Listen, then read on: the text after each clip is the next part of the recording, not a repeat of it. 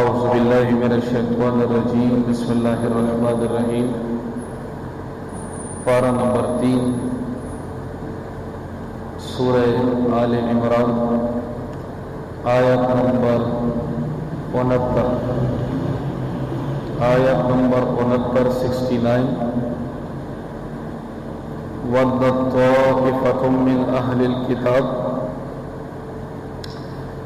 اے مسلمانوں، اہل کتاب کا ایک گروہ یہ چاہتا ہے لَوْ يُضِلُّونَكُمْ کہ تمہیں اللہ کے راستے سے گمراہ کر دے وَمَا يُضِلُّونَ إِلَّا أَنفُسَهُمْ حالانکہ وہ اپنے سوا کسی اور کو گمراہ نہیں کر رہے وَمَا يَشْعُرُونَ اگرچہ انہیں اس بات کا احساس بھی نہیں ہے یا اہل الکتاب اے اہل کتاب لم تکفرون بآیات اللہ اللہ کی آیتوں کا تم انکار کیوں کرتے ہو وانتم تشہدون حالانکہ تم خود اس کے من جانب اللہ ہونے کے گواہ ہو یا اہل الکتاب اے اہل کتاب لم تلبسون الحق بالباطل تم حق و باطل کے ساتھ گڈ مڈ اور مکس کیوں کرتے ہو وَتَكْتُمُونَ الْحَقَّ اور تم حق کو چھپاتے ہو وَأَنْتُمْ تَعْلَمُونَ اس حال میں کہ تم حق کو جانتے بھی ہو۔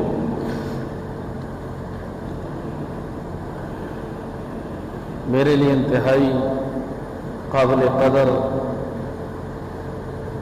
میرے بھائیوں، دوستوں اور بزرگوں، ان آیات مبارکہ کے اندر اللہ رب العزت نے ہمیں اہل کتاب یہودیوں اور عیسائیوں کی جو سازشیں ہیں ان سے باخبر رہنے کی تلقین فرمائی ہے۔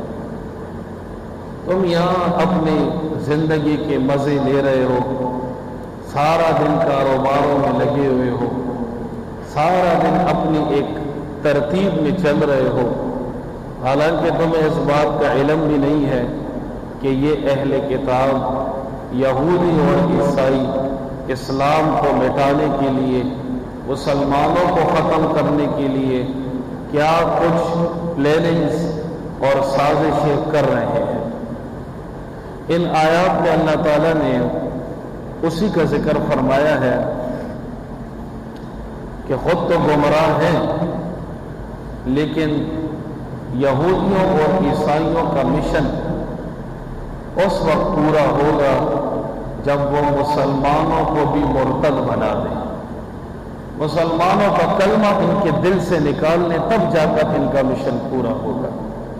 یہ ہمیں قرآن نے بہت پہلے سکھایا ہے کہ یہودیوں اور عیسائیوں سے اپنے آپ کو بچا کے رکھو، ان کی سازشوں، ان کی پلاننگز، پری پلاننگز، جو کچھ بھی یہ کرتے ہیں ذرا آنکھیں کھول کے زندگی گزارو، سو کر نہ گزارو، آنکھیں کھول کے زندگی گزارو۔ تبھی فرمایا کہ وَدَّتْ طَائِفَةٌ مِّنْ أَهْلِ الْكِتَابِ لَوْ يُضِلُّونَكُمْ اہل کتاب تو تمہیں گمراہ کرنا چاہتے ہیں، لیکن حقیقت یہ ہے کہ وَمَا يُضِلُّونَ إِلَّا أَنفُسَهُمْ اپنے آپ کو گمراہ کر رہے ہیں وَمَا يَشْعُرُونَ اور انہیں اس بات کا احساس بھی نہیں ہے۔ یا اہل الکتاب اب اللہ رب العزت ان اہل کتاب کو انتہائی مشفقانہ، انتہائی شفقت کے ساتھ اللہ ایک دعوت ان کو دے رہے ہیں۔ آپ جانتے ہیں ہم جب اہل کتاب کی اصطلاح ٹرمینالوجی استعمال کرتے ہیں تو اہل کتاب یہودیوں اور عیسائیوں کو کہا جاتا ہے، کیونکہ یہودیوں کو کتاب تورات اللہ تعالیٰ نے دی تھی اور عیسائیوں کو اللہ تعالیٰ نے کتاب انجیل مقدس دی تھی، تو ان کو اہل کتاب کہا جاتا ہے۔ اپنے زمانے میں ان کا مذہب برحق تھا، لیکن اب ان کا دین منسوخ ہے، اب ان کا دین برحق نہیں ہے۔ اب دین برحق کون سا ہے؟ ان الدین عند اللہ الاسلام، بس اب تو اللہ کے نزدیک قابل عمل، مقبول، قابل نجات ایک ہی دین ہے جس کا نام اسلام ہے، اور جس کا کلمہ ہے لا الہ الا اللہ محمد رسول اللہ، یہ اس اسلام کا کلمہ ہے۔ اللہ تعالیٰ اہل کتاب سے فرما رہے ہیں کہ یا اہل الکتاب، اے اہل کتاب، لم تکفرون بآیات اللہ، تم اللہ کی آیتوں کا انکار کیوں کرتے ہو؟ تم تو سمجھدار لوگ ہو، ایجوکیٹڈ لوگ ہو، کتابیں تم نے پڑھی ہیں، تورات پڑھی ہے، انجیل پڑھی ہے، تم کیوں انکار کرتے ہو؟ وَأَنْتُمْ تَشْهَدُونَ، حالانکہ تم اس بات کے گواہ ہو کہ یہ قرآن بھی حق ہے، رسول اللہ صلی اللہ علیہ وآلہ وسلم کی ذات گرامی بھی رسول برحق ہے، کیوں انکار کرتے ہو اس کا؟ تمہاری کتابوں میں لکھا ہوا نہیں ہے؟ تورات میں اور انجیل میں اللہ رب العزت نے کیا آخری پیغمبر محمد مصطفیٰ مجتبی صلی اللہ علیہ وآلہ وسلم کی تشریف آوری، ان کی رسالت، ان کے ختم نبوت کا ذکر نہیں کیا تمہاری کتابوں میں؟ تمہیں تو پتہ ہے نا، جب تمہیں پتہ ہے تو اتنا بڑا ظلم کرتے ہو کہ حق کو چھپاتے ہو، اور سب سے پہلے تم آ کر اس کے کفر کی طرف بڑھ رہے ہو۔ تمہیں تو پتہ ہے یا اہل الکتاب لم تلبسون بالحق بالباطل، یہ مجھے بتاؤ کہ تم حق کو باطل کے ساتھ مکس کیوں کرتے ہو؟ وَتَكْتُمُونَ الْحَقَّ، حق کو چھپاتے ہو حالانکہ تمہیں علم بھی ہے۔ آپ حضرات جانتے ہیں یہ تورات اور انجیل، اس کے اندر یہودی اور عیسائی ایک عجیب و غریب کام کرتے تھے، اس کے الفاظ کو بھی بدلتے تھے اور اس کے ترجمے، تفسیر، مفہوم اور معنی کو بھی بدلتے تھے۔ میں نے پہلے بھی یہ بات شاید آپ کو عرض کی تھی، واقعہ سنایا تھا کہ جب یہودی علماء کے پاس کسی امیر آدمی، پیسے والے آدمی، صاحب حیثیت آدمی، ذرا منصب والے آدمی کا مسئلہ آ جاتا نا کہ یہ تو پیسے والا آدمی ہے، تو اس پیسے والے کے لیے، اس کی عزت کو بچانے کے لیے تورات کو بدل دیتے تھے۔ میں کہتا ہوں کہ تورات کو راتوں رات بدل دیتے تھے۔ کیا کہتے تھے؟ راتوں رات بدل دیتے تھے، اور جب کوئی غریب آدمی کا مسئلہ آتا تو پھر غریب آدمی کو صحیح تورات بتاتے، تورات میں یہ لکھا ہے، انجیل میں یہ لکھا ہے، تبھی تو کہتے ہیں غریب تبادہ۔ ایسے تھوڑا ہی کیا، غریب کو وہ صحیح مسئلہ بتاتے تھے، امیر کے لیے چینجنگ کرتے تھے، تحریف کرتے تھے، تحریف لفظی بھی کرتے تھے، معنوی بھی کرتے تھے۔ حالانکہ میرے عزیزو، یہ بات تو یہودیوں کو بھی پتہ تھی نا، یہ بات عیسائیوں کو بھی پتہ تھی کہ عیسیٰ علیہ السلام بغیر والد کے پیدا ہوئے ہیں، یہ تو ہے نا۔ لیکن تورات اور انجیل میں کہاں لکھا ہے کہ عیسیٰ علیہ السلام خدا ہے؟ یہ کہاں لکھا ہوا ہے؟ تورات اور انجیل میں یہ کہاں لکھا ہے کہ عیسیٰ علیہ السلام العیاذ باللہ خدا کا بیٹا ہے؟ یہ کہاں لکھا ہوا ہے؟ تورات اور انجیل میں کہاں سے لکھا ہے کہ عیسیٰ علیہ السلام 3 in 1 ہے، 3 خداؤں میں سے ایک خدا ہے؟ عقیدہ تثلیث یہ کہاں لکھا ہے؟ یہ جو آپ نے تورات اور انجیل کو بدل کے آج پوری دنیا کو یہ عقیدہ دے دیا، عیسائی برادری کو آپ نے دے دیا، مسیحی برادری کو آپ نے عقیدہ دے دیا کہ عیسیٰ علیہ السلام دا جیزس کرائسٹ، وہ العیاذ باللہ اللہ کا بیٹا ہے یا خدا ہے یا 3 خداؤں میں سے ایک ہے، یہ تورات اور انجیل میں کہاں سے لکھا ہے؟ بلکہ میں نے آپ سے پہلے بھی کہا تھا دعا کریں، انشاءاللہ 1-2 دنوں میں وہ کتاب میرے پاس آنے والی ہے، میں نے آرڈر دے دیا ہے، بائبل سے قرآن تک، بائبل سے، جس کے بارے میں بڑے بڑے لوگوں نے دعویٰ کیا ہے کہ اگر یہ کتاب اس عالم اسلام میں چل پڑی نا، لوگوں کے مطالعے میں آ گئی تو عیسائیت جلدی ختم ہو جائے گی۔ اس کتاب کے اندر صراحتاً لکھا ہے، بائبل کے اندر جو منسوخ شدہ ہے، بعد میں انہوں نے لکھی ہے انگلش کے اندر، اس کے اندر بھی کوئی ایسا کلیئر جملہ آپ نہیں دکھا سکتے جس جملے سے یہ ثابت ہو کہ عیسیٰ علیہ السلام نے کہیں پر بھی کہا ہو کہ میں خدا کا بیٹا ہوں، کہیں پر بھی کہا ہو کہ میں خدا ہوں، مجھ سے مانگو، آؤ مجھے سجدے کرو، کہیں پر بھی نہیں کہا۔ تو اللہ تعالیٰ فرما رہے ہیں کہ اہل کتاب تم حق کو باطل کے ساتھ مکس کرتے ہو، تمہیں حق پتہ نہیں ہے کہ یہ قرآن حق ہے، تمہیں نبی علیہ السلام کا پتہ نہیں ہے کہ یہ رسول برحق ہے، تمہیں دین اسلام کا پتہ نہیں ہے کہ یہ دین برحق ہے، تمہاری کتابوں میں لکھا نہیں تھا کہ موسیٰ اور عیسیٰ کے بعد آخری ایک رسول آئے گا، وَمُبَشِّرًا بِرَسُولٍ يَأْتِي مِن بَعْدِهِ اسْمُهُ احمد، آپ کی کتابوں میں لکھا نہیں ہے کہ اس کا نام احمد مجتبیٰ ہوگا، محمد مصطفیٰ ہوگا صلی اللہ علیہ وآلہ وسلم، پھر بھی مکس کرتے ہو، دنیا کو بتاتے نہیں ہو، حق کیوں نہیں بتاتے؟ تمہیں تکلیف کیا ہے؟ وَأَنْتُمْ تَعْلَمُونَ، تمہیں پتہ بھی ہے۔ قرآن کو کہتا ہے، ایک والد ہے نا، ایک والد، 1 کروڑ لوگ کھڑے ہو، 1 کروڑ لوگوں کے اندر اس کو اپنا سگا بیٹا پہچانا چاہتا ہے، ایسا ہی ہے نا؟ یا میں غلط کہہ رہا ہوں؟ آپ کا بیٹا ہے، 1 کروڑ لوگوں میں کھڑا کریں، کیا آپ کبھی اس کو پہچاننے سے انکار کر سکتے ہیں؟ یا مکس ہو سکتا ہے؟ اس اجتماع کے اندر، اس پنڈال کے اندر لاکھوں لوگ آئے ہوتے ہیں، کیا کبھی آپ سے اپنا بیٹا گم ہوتا ہے؟ اس میں رشتہ دار گم ہوتا ہے؟ کبھی نہیں گم ہوتا، آپ کو پتہ ہے یہ میرا بیٹا ہے۔ اللہ تعالیٰ قرآن میں ارشاد فرماتے ہیں یعرفونہ کما یعرفون ابناءہم، یہ میرے حبیب مصطفیٰ کو ایسے جانتے ہیں، اپنے سگے بیٹوں سے بھی زیادہ پہچانتے ہیں، سگے بیٹوں سے بھی زیادہ، لیکن پھر بھی اس حقیقت کا اقرار نہیں کرتے۔ اور تکلیف کیا ہے؟ تکلیف صرف حسد کی ہے۔ کس کی؟ یہ جو حسد ہے نا، یہ بڑی خطرناک بیماری ہے۔ ان کو صرف اس بات کی کوڑن ہے، اس بات کی تکلیف ہے کہ یہ نبوت کا سلسلہ تو اللہ تعالیٰ نے بنو اسرائیل یعقوب علیہ السلام کا نام تھا، نام مبارک تھا، تو یعقوب علیہ السلام کی نسل میں آئی ہے، تو گویا کہ آخری پیغمبر بھی یہودیوں میں سے ہوگا۔ کس میں سے؟ وہ تو اللہ تعالیٰ نے حضرت اسماعیل علیہ السلام کی نسل میں پیدا فرما دیا، عربوں میں اس کو بھجوا دیا، تو ان کو تکلیف شروع ہوئی کہ یہ بنو اسرائیل کے بجائے بنی اسماعیل میں سے کہاں سے آ گیا؟ ہمارے خاندان میں سے نہیں آیا، یہ پیغمبر ہمارے خاندان کا نہیں ہے، نور خوکی جروچ پیغمبر دا نئے منو۔ یہ کوئی بات ہوتی ہے؟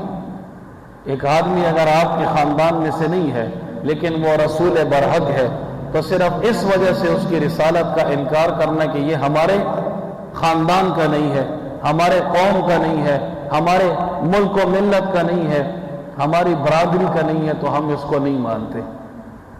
اس لیے عربی میں ایک محاورہ ہے، لا تنظر الی من قال بل انظر ما قال، یہ مت دیکھو کہ بات کون کر رہا ہے، یہ دیکھو کہ بات کون سی کر رہا ہے۔ بات کو دیکھو، بات کہنے والے کو نہ دیکھو۔ میں آپ حضرات کے سامنے سیرت النبی سے 1-2 واقعات سنانا چاہوں گا کہ یہ جو یہودیوں کے علماء ہیں اور عیسائیوں کے علماء ہیں، یہ نبی علیہ السلام کو کیسے پہچانتے تھے، اور ساتھ میں پھر تھوڑی سی مسلمانوں کی کمزوری کا بھی ذکر کروں گا۔ آپ حضرات جانتے ہیں، جب نبی کریم صلی اللہ علیہ وآلہ وسلم کے انتہائی محبت کرنے والے دادا جان جناب عبد المطلب دنیا سے تشریف لے گئے، تو اس کے بعد نبی علیہ السلام کی کفالت پرورش کی ذمہ داری کس نے اٹھائی؟ نبی علیہ السلام کے سب سے پیارے چچا جناب ابو طالب نے۔ اگرچہ کلمہ ان کو نصیب نہیں ہوا، لیکن محبت بہت کرتے تھے، بہت محبت کرتے تھے۔ بلکہ میں نے ایک جگہ پہ پڑھا تھا کہ جناب ابو طالب دسترخوان پہ نبی علیہ السلام تشریف فرمانا ہوتے تو وہ کھانا بھی نہیں کھاتے تھے، اتنی محبت تھی ان کو۔ حضرت علی رضی اللہ تعالی عنہ کے والد محترم، نبی علیہ السلام کی عمر 12 سال ہوئی تو اپنے چچا سے فرمانے لگے کہ آپ تجارت کے لیے کہاں جاتے ہیں؟ کہا میں ملک شام جاتا ہوں۔ تو کہا کہ چچا جان میں بھی آپ کے ساتھ جاؤں گا، میں بھی بزنس کرنا چاہتا ہوں، تجارت کرنا چاہتا ہوں۔ تو نبی علیہ الصلوۃ والسلام کا جو پہلا تجارت کا سفر ہوا ہے وہ اپنے چچا جناب ابو طالب کے ساتھ ہوا ہے۔ تو پہلے زمانے میں اس طرح روڈ نہیں ہوتے تھے، یہ مکہ اور مدینہ کی یہ سڑکیں نہیں تھی، بڑے سخت مراحل ہوتے تھے، تھوڑا سفر کرتے تھے، پھر اونٹوں سے اتر کے کچھ آرام کرتے تھے، پھر آرام کرنے کے بعد جب تازہ دم ہو جاتے پھر تھوڑا آگے جاتے تھے، اس طرح آرام سے سفر کر کے پھر وہ منزل پہ پہنچتے تھے۔ آج تو اللہ تعالیٰ نے ہمیں جہازوں کا سفر بھی دے دیا، گاڑیوں کا سفر بھی دے دیا، لیکن جس قدر سہولتیں بڑھ گئی ہیں اتنی ہی ہماری ناشکری بڑھ گئی ہے۔ سہولتیں بڑھ گئی، ناشکری بڑھ گئی ہے۔ پہلے زمانے میں سہولتیں کم تھی، غربت زیادہ تھی، فقر و فاقہ تھا، یہ کچھ بھی نہیں تھا، لیکن لوگ بڑے شکر گزار تھے، بڑے صبر والے تھے، بڑے ثابت قدم تھے۔ جناب ابو طالب کے ساتھ سفر کیا، راستے میں ایک جگہ پہ پڑاؤ ڈالا، مقام تیمہ، یہ مکے سے شام کے درمیان جاتے ہیں تو ایک جگہ ہے مقام تیمہ، وہاں پہ جب انہوں نے پڑاؤ ڈالا تو وہاں پہ یہودیوں کا ایک بہت بڑا عالم اپنے عبادت خانے میں رہتا تھا۔ تو اس نے جناب ابو طالب سے پوچھا، چونکہ جناب ابو طالب جب راستے میں جاتے تھے تو یہاں پہ پڑاؤ ڈالا کرتے تھے، تو اس نے یہ پوچھا کہ جناب ابو طالب آپ قریش کے سردار ہیں، میں آپ سے ایک سوال پوچھنا چاہتا ہوں، یہ جو لڑکا آپ کے ساتھ ہے یہ میں نے پہلی مرتبہ دیکھا ہے، آپ تو سفر کے لیے آتے جاتے ہیں تجارتی اس کے لیے، لیکن یہ والا بچہ میں نے کبھی آپ کے ساتھ نہیں دیکھا، یہ کون ہے؟ یہ جناب ابو طالب نے فرمایا کہ یہ میرا بھتیجا ہے، میرے دل کا ٹکڑا ہے یہ۔ تو اس بحیرہ راہب، اس راہب کا نام تھا بحیرہ، اس نے فوراً کہا کہ آپ کو اس سے محبت ہے؟ کہا جی۔ آپ اس کی حفاظت کرنا چاہتے ہیں؟ کہا جی۔ تو کہا کہ سن لیں یہ نبی آخر الزمان ہے، یہ نبی آخر الزمان ہے، میں نے تو صرف اپنے عبادت خانے سے اس کو ایک جھلک سے دیکھا ہے۔ کیا دیکھا ہے؟ ایک جھلک میں نے دیکھی ہے، تو مجھے اندازہ ہو گیا ہے اس کے خوبصورت آنکھوں کو دیکھ کر، اس کے ہونٹوں کو دیکھ کر، اس کے چہرے کو دیکھ کر، اس کے خوبصورت ناک کو دیکھ کر، آنکھوں کے اندر سرخ ڈوروں کو دیکھ کر، کس کو؟ سبحان اللہ، آنکھوں میں سرخ ڈورے دیکھ کر مجھے اندازہ لگ گیا یہ وہی پیغمبر ہے جس کا ذکر ہماری تورات میں لکھا ہوا ہے۔ حالانکہ انہوں نے نبی علیہ الصلوۃ والسلام سے کوئی انٹروڈکشن بھی نہیں کیا تھا، کوئی تعارف بھی نہیں کیا، کوئی کویسچن آنسر کا سیشن بھی نہیں ہوا، صرف دور سے پوچھا ابو طالب یہ کون ہے؟ تو کہا کہ سن لیں یہ نبی آخر الزمان ہے، میں نے تو راستے میں پہچان لیا ہے، آگے ملک شام آپ جائیں گے وہاں مجھ سے بڑے بڑے علماء بیٹھے ہیں۔ کتنے بڑے بڑے علماء، آپ اگر اس کو لے گئے تو وہ اس کو قتل کر دیں گے، قتل کر کے مار دیں گے۔ میں آپ کو ریکویسٹ کرتا ہوں کہ اپنے اس بھتیجے کو یہیں سے مکہ واپس کر دیں۔ سمجھ آتی ہے کہ نہیں بات؟ پہچان لیا فوراً کہ یہ نبی آخر الزمان صلی اللہ علیہ وآلہ وسلم۔ اس کے بعد جو دوسرا سفر نبی علیہ الصلوۃ والسلام کا اما خدیجہ رضی اللہ عنہا کے غلام میسرہ کے ساتھ ہوا تھا، تجارتی سامان لے کر گئے تھے مزاربت کے اوپر، تو میسرہ بھی راستے میں پڑاؤ ڈالا کرتا تھا، ملک شام کے راستے میں ایک جگہ پہ پڑاؤ ڈالا، وہاں پر بھی ایک عیسائیوں کا یا یہودیوں کا ایک بہت بڑا عالم موجود تھا جو اپنے عبادت خانے میں عبادت کر رہا تھا، اس کا نام کیا تھا؟ نستورہ۔ کیا نام تھا؟ وہ جو پہلا تھا اس کا نام تھا بحیرہ اور دوسرے کا نام تھا نستورہ۔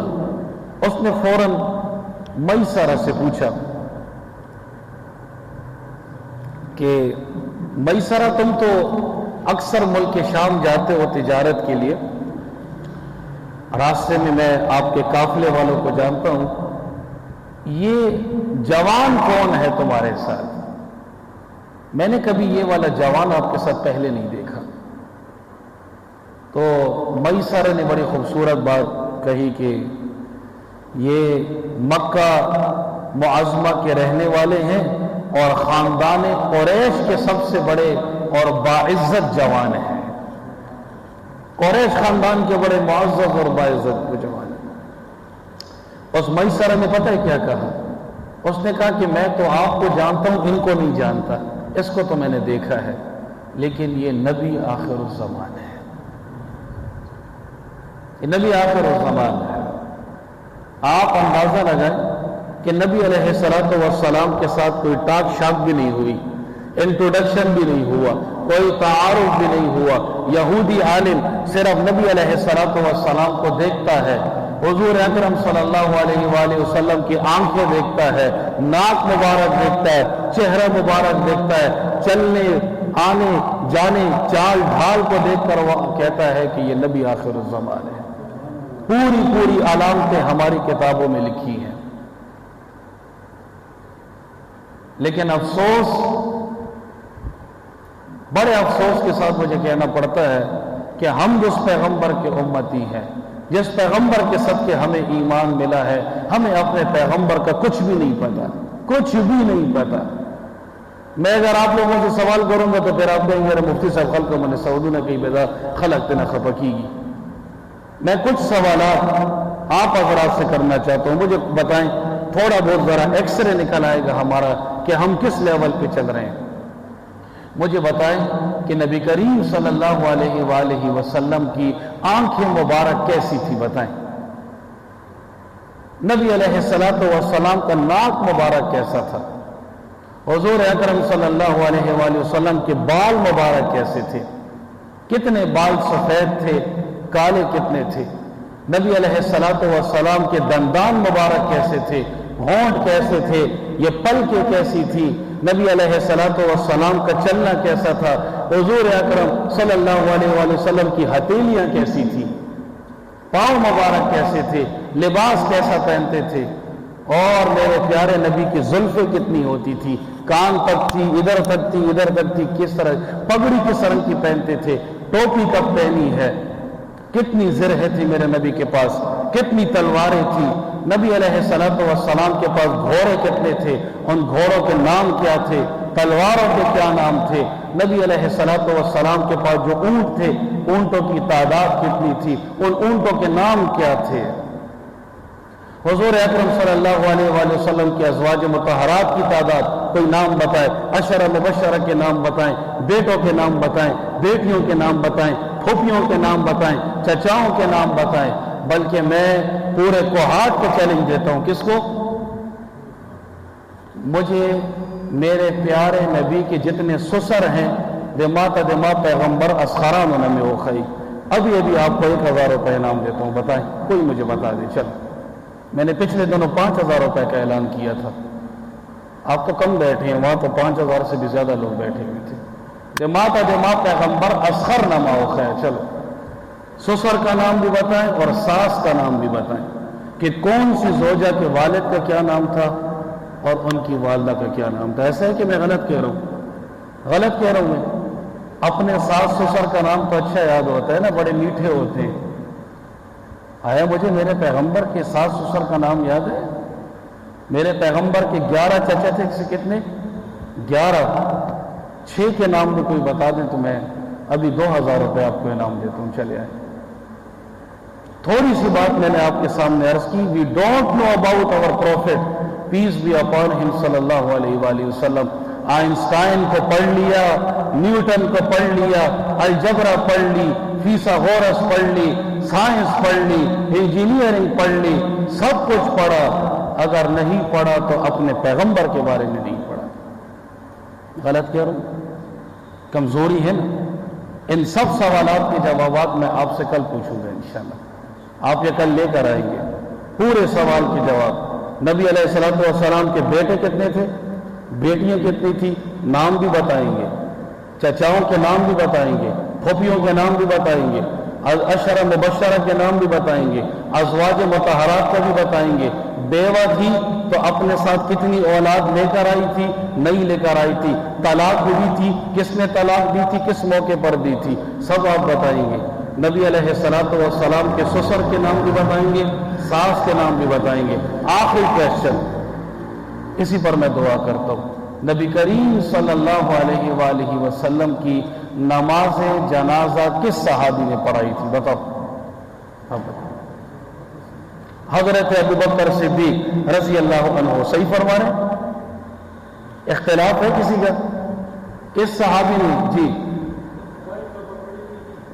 देखें, एक तो मर्द मुजाहिद बैठा है इसमें। नबी अलैहिस्सलातु वस्सलाम की नमाज जनाजा जनाब अबू बकर सिद्दीक रजी अल्लाह अन्हु ने नहीं पढ़ाई। पैगंबर तो खुद इमामुल अंबिया होता है। क्या होता है? इमामुल अंबिया का कोई इमाम बन सकता है? कहीं सुभान अल्लाह। वो तो खुद इमामुल अंबिया है। हुजरा आयशा के अंदर अम्मा आयशा रजी अल्लाह ताला अन्हा का जो हुजरा था, उस हुजरे में जितने सहाबा आ सकते थे वो इनफिरादी तौर पे जाते, जनाजा पढ़ के आते, दुरूद और सलाम पढ़ के निकल आते, फिर और सहाबा जाते थे। नबी अलैहिस्सलातु वस्सलाम को हुस्न किसने दिया था? फरिश्तों ने। आपने तो किस्सा ही खत्म कर दिया बिल्कुल। जी, हुस्न में कौन कौन शरीक था? नबी अलैहिस्सलातु वस्सलाम के कफन के कितने कपड़े थे? जी न बताएं, इनाम का मेरा मूड नहीं है वैसे। जी 7 अफराद थे, 7। नबी अलैहिस्सलातु वस्सलाम के लिए जो कब्र मुबारक तैयार की गई, वो सीधा कब्र थी या लहद वाली कब्र थी? लहद वाली, वो जो आप सेट पे बनाते हैं अंदर। ये तो जवाब ठीक है, लेकिन ये बताओ कि लहद वाली क्यों बनाई थी, इसकी वजह क्या थी? ये तरतीब है कि नहीं? माशाअल्लाह, वेरी गुड। तो मेरे अजीज़ों, मैं थोड़ा सा एक मशवरा देना चाहूँगा। ये किताब है सीरत खातमुल अंबिया, मुफ्ती शफी साहब रहमतुल्लाह अलैह ने लिखी है। बड़ी खूबसूरत किताब है, मुख्तसर सी किताब है। कम से कम इसी किताब को ही पढ़ ले, इंशाअल्लाह उम्मीद है कि सीरत के बड़े बड़े गोशे आपके सामने आ जाएंगे। तो आखिरी जो मैंने बात शुरू की थी ना, कि यहूदी उलमा को, ईसाई उलमा को नबी अलैहिस्सलातु वस्सलाम का सब पता है। देखें, रास्ते में उन्होंने मेरे नबी के साथ कोई तारुफ किया नहीं। किससे पहचाना था? नबी अलैहिस्सलातु वस्सलाम की मुबारक सूरत को देख के पहचाना था। तो हमें भी तो पता होना चाहिए था। अल्लाह ताला हमें नबी अलैहिस्सलातु वस्सलाम की मोहब्बत मजीद नसीब फरमाए। हुजूर अकरम सल्लल्लाहु अलैहि वसल्लम की सीरत को समझने और उस पर अमल पैरा होने की तौफीक नसीब फरमाए। और अल्लाह हमें कभी भी उन लोगों में से न बनाए कि जिनको हक बात का पता भी हो, हक का पता भी हो, फिर भी उस हक को छुपाएं किसी भी मफाद के लिए। अल्लाह ताला हमें बिल्कुल ऐसा हक वाला बनाए, गैरत वाला बनाए कि हम फिर किसी भी बातिल की कुव्वत के सामने कभी दबने वाले ना हो। अल्लाहुम्मा इन्नी अला ज़िक्रिका व शुक्रिका व हुस्नि इबादतिक बिरहमतिका या अरहमर राहिमीन। जज़ाकल्लाह।